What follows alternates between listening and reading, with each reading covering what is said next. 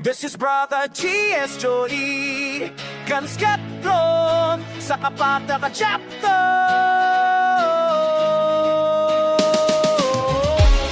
Sada Sada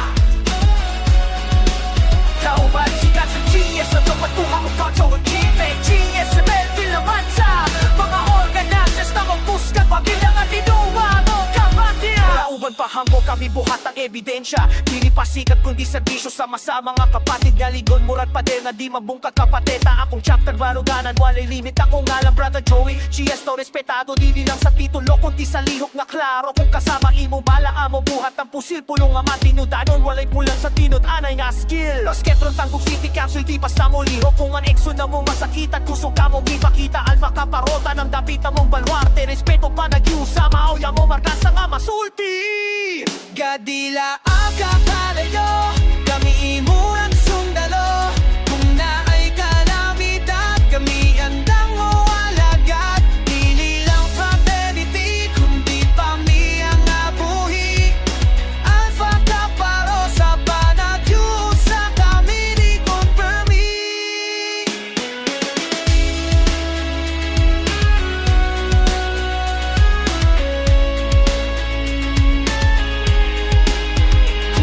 Masakitan kami pinimuwa tubang sa pamilya sa dagbayan. Iksumuna mong jampingan nililaman sa istorya kung diniho pa naghumisyusa.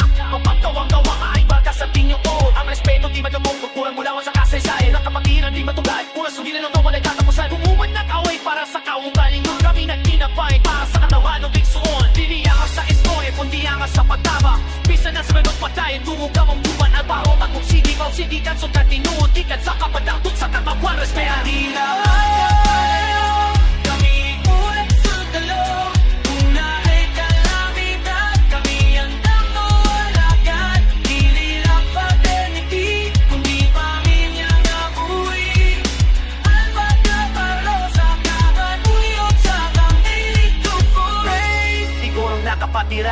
Kapatid at chapter barong sa kasampangan. Skip po Tanggong City Kwansin, matinabangon sa tan pagkatiho sa ahoy ang unang daman na di